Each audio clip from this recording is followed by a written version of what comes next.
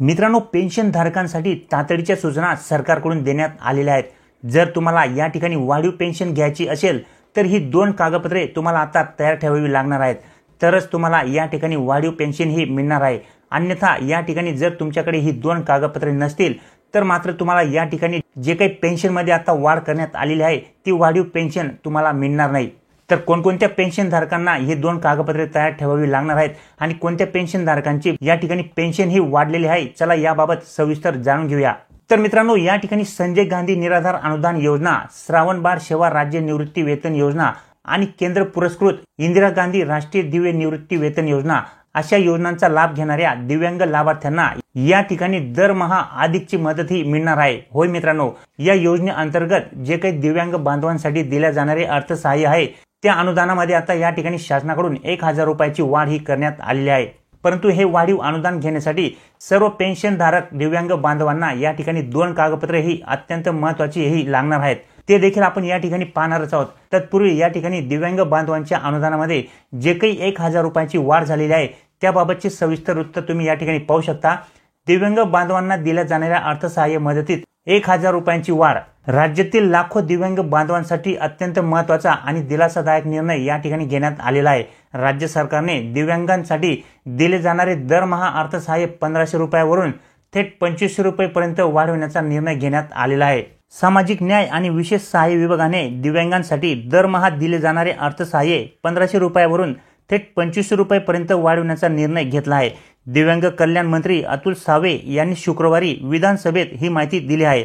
या निर्णयामुळे संजय गांधी निराधार अनुदान योजना, श्रावण बाळ सेवा राज्य निवृत्ती वेतन योजना आणि केंद्र पुरस्कृत इंदिरा गांधी राष्ट्रीय दिव्य निवृत्ती वेतन योजनेच्या सर्व लाभार्थ्यांमध्ये एक आनंदाची लाट ही निर्माण झालेली आहे। अशा योजनांचा लाभ घेणाऱ्या दिव्यांग लाभार्थ्यांना दरमहा अधिकची मदत ही मिळणार आहे। या वाढीमुळे दिव्यांग बांधवांचे जीवन अधिक सुसह्य होण्यास मदत होणार असून शासनाच्या सामाजिक उत्तरदायित्वाची एक सकारात्मक पावती म्हणून या निर्णयाकडे पाहिले जात आहे।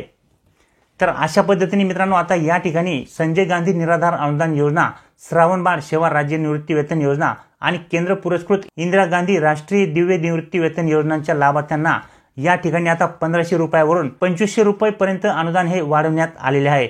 म्हणजे आता या ठिकाणी 1000 रुपयाची वाढ दिव्यांगांच्या पेन्शन मध्ये करण्यात आलेली आहे। परंतु मित्रांनो, या ठिकाणी संजय गांधी निराधार अनुदान योजना, श्रावण बाळ सेवा राज्य निवृत्ती वेतन योजना आणि केंद्र पुरस्कृत इंदिरा गांधी राष्ट्रीय दिव्य निवृत्ती वेतन योजनेच्या सर्व दिव्यांग लाभार्थ्यांना ही वाढीव पेन्शन घेण्यासाठी अत्यंत महत्त्वाची अशी दोन कागदपत्रे तयार ठेवावी लागणार आहेत, तरच तुम्हाला या ठिकाणी हे वाढीव अनुदान तुमच्या बँक खात्यावरती जमा होणार आहे।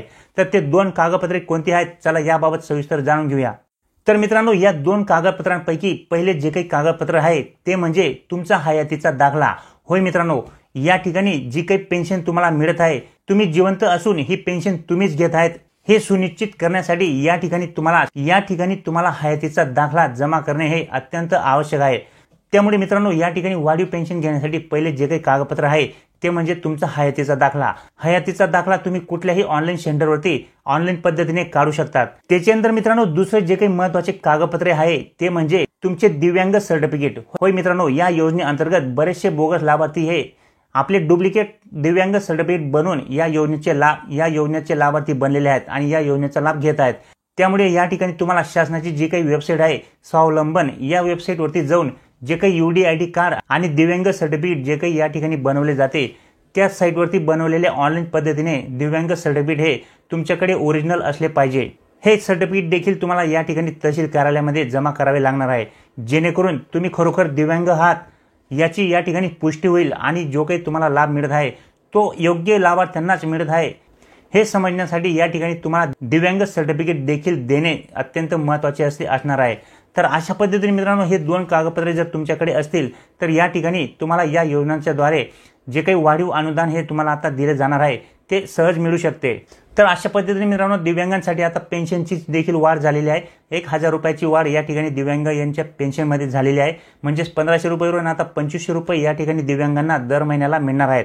त्यासाठी तुम्हाला हयातीचा दाखला आणि तुमचे दिव्यांग सर्टिफिकेट देणे हे अत्यंत आवश्यक असणार आहे।